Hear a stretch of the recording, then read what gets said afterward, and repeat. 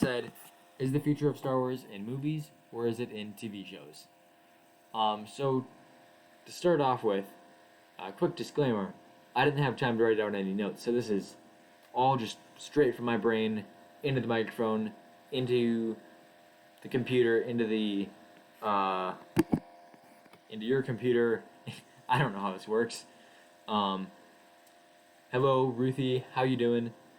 Um, I got my whole family here, pretty much. Not quite, really, but some of them. Uh, Anyways, so Star Wars is okay. This is like it's difficult to explain, like the pros and cons. I'm just gonna go through the pros and cons. I'm gonna write down a bunch of pros and cons about movies and TV shows. So for pros, and leave your ideas in the chat for like what are the pros and cons of movies and TV shows. So for movies, oftentimes you can tell a. I think okay. I'm gonna start with TV shows. There's more time in TV shows when you like watch like a TV series. Say you watch season 1 of the Clone Wars. Each episode is 20 minutes, and there's like 22 of them. So overall, that's like 22 times 20 is 440 minutes. Or no, is it 4,400? Anyways, it's a lot more than 2 hours. Like 6 episodes would be 2 hours. So like with 22 episodes, it's like over 3 times as long as a movie. So shows have a lot more time. So that's both a pro and a con.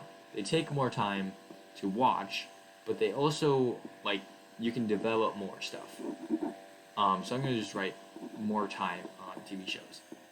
And then obviously for movies, they're shorter. Like opposite basically, because we're doing pros and cons and stuff. Then there's, I guess, the community aspect of it. When you go to, when you go to like a movie, you often go to a theater and there's a lot of people and there's cheering. I guess honestly I don't really go to the movies that much.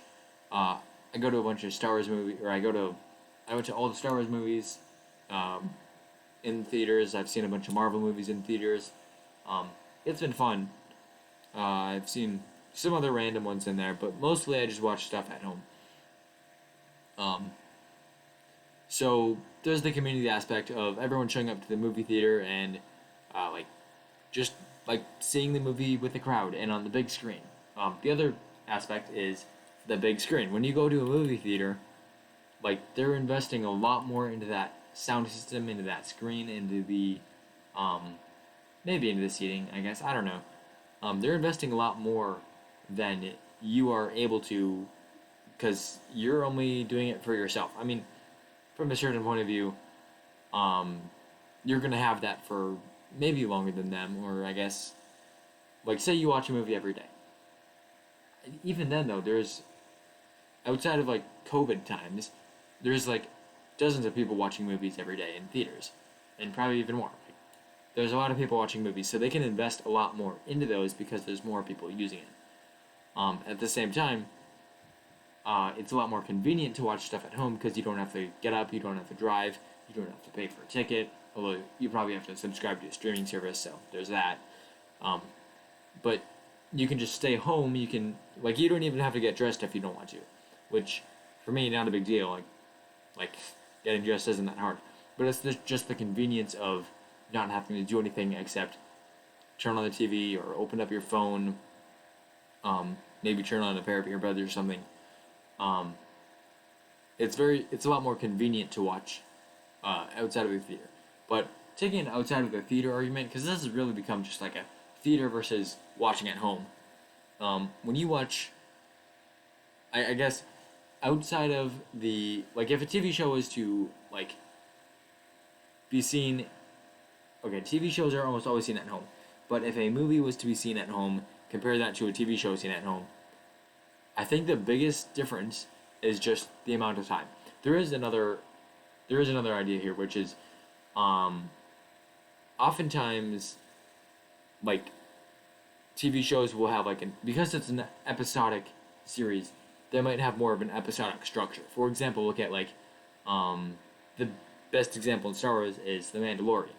You have episode 1, 2, and 3, and they're all kind of connected. He like gets the child. He like his ship is destroyed, and he has to like kill this Mudhorn thing. And at the climax of that fight, the child reveals that he has powers. Then after that, he goes back to Navarro, and he turns in the child and he frees him. And that's like one story arc. And then after this, you have another story arc which takes one episode, and that's the episode 4 story arc, or chapter 4, I should say. Then there's chapter 5, which is also its own story arc, and then chapter 6. And sure, they kind of tell this whole story arc of him like running away, but really they're just much more episodic in nature rather than serialized. Whereas another show, like say, Avatar: The Last Airbender. If you've seen that show, it's a great show. If you haven't, you should watch it. But Avatar: The Last Airbender, there's some episodic episodes like the Great Divide. What else is there? There's the play with like the recap. Yeah, so there's some episodic, but mostly it's just telling one big story. And before I ramble on any further, Jeremiah says, I think TV shows are cooler, but they take way more time. Which, yes, that's like, the big thing is time. With more time, there's more investment, and yes, I agree, it's cooler because of that, but again, it takes more time. So then there's, so episodic structures are often seen in TV shows because they're done episode by episode. And that's good because, well, if it wasn't, you would spend like I said, you'd spend like 6 hours, or you'd spend so much time. Let's just use Mandalorian. It's easier math. 8 episodes, about 30 minutes, a bit over usually, but whatever. So that's like 4 hours of your time that you're going to sit down and, like, that's half a work shift for most people. People don't have time for that.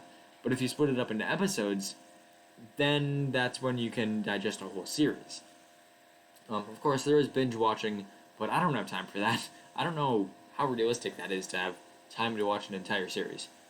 But anyways, other than time in the episodic structure, there's not much difference like between movies and TV shows outside of just like convention, like what's normally done. And so that's where you see a bit more of the pros of movies, at least to some extent. Because usually in movies, like, the scale is a lot more grand. So, like, let's again look at, like, Star Wars and the Clone Wars and Mandalorian. Most episodes aren't that impactful. There's some that are just super impactful, like, oftentimes the finale of a show, or, say, like, there's a bunch of arcs in the Clone Wars. The Umbara arc, kind of, it's more just a good arc rather than like a super impactful and galaxy-wide, galaxy-changing one. But then there's also stuff like the very last one with Order 66 taking place. But then you look at movies like The Revenge of the Sith, Empire Strikes Back, The Rise of Skywalker. All of these have like galaxy-changing events like throughout the entire movie. So movies are often on a grander scale, and that can be good. It can be bad. It's less personal and kind of less realistic, I guess. It's less believable, I guess. I don't know. It's hard to put the idea into words. But with a smaller scale, it's more intimate. I think is the word I'm looking for.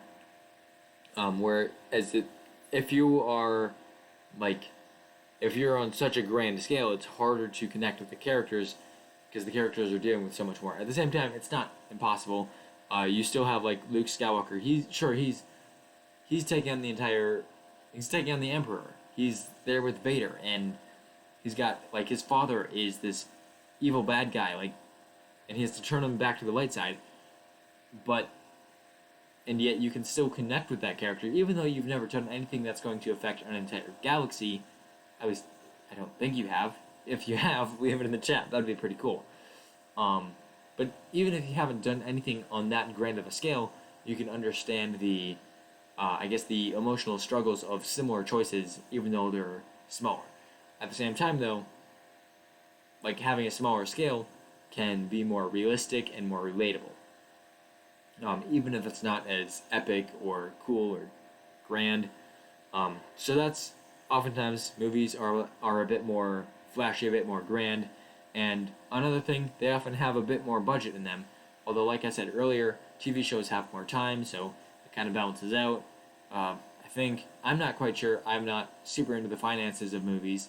Um, if you are, let me know. Like, what is the typical budget for an entire TV show or one episode of a TV show, and compare that to movies. Um, and also, it kind of depends. From what I hear, The Mandalorian has a pretty high budget for a TV show. I'm sure a lot of Star Wars movies do, except for maybe the first one. That one probably didn't. But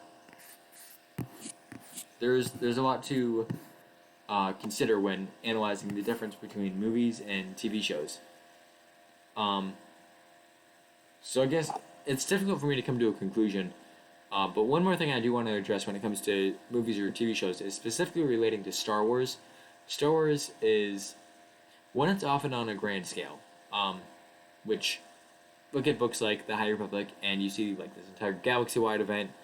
You look at all the movies, galaxy-wide events, galaxy changing. Even The Mandalorian. Well, okay, maybe not The Mandalorian. I have a feeling The Mandalorian will eventually. Maybe even season 3. Season 3 seems to be setting up like a Mandalorian Civil Wars, like fight for the dark saber type thing, and that I'm pretty excited for, assuming they do it, of course. And also, that's like a pretty grand event, I guess. So Star Wars is kind of usually in this more grander, less less smaller scale, more large scale. And in addition, and also this could be like the reason for that. Uh, Star Wars is originally a movie, and the movies are like what most people know, so it just kind of makes sense to keep it as movies being like the future of Star Wars. But there are a lot of merits to TV shows, one of which being Disney Plus. Disney just like they made their new streaming service, Disney Plus. So honestly, I don't know. It's really up to Disney at this point. It seems like it's like Star Wars is mostly going to be held up by TV shows, but I feel like they're planning a bunch of movies for coming down the pipeline. Like just wait a few years and maybe we'll get back to like one movie a year and maybe less TV shows, maybe more TV shows. Who knows? The future is hard to predict. Um, Even Master Yoda says that the future is always in motion. So I guess if I had to guess, I would say it's going to stay like TV shows are going to be the focus of Star Wars for when I don't know when the next movie comes out. I'm going to say they're going to be the main focus for the next 4 years, and then after that, it's going to be mostly movies again. Like I think there will probably be maybe just as much movies as there is TV shows, but I think the movies will have more like marketing. There'll be more focus on them in the marketing. Uh, to movies, that's my conclusion. I believe movies are going to be the future of Star Wars. If you disagree, if you agree, leave any of your thoughts in the chat or leave them in the comments. But that's all I've got for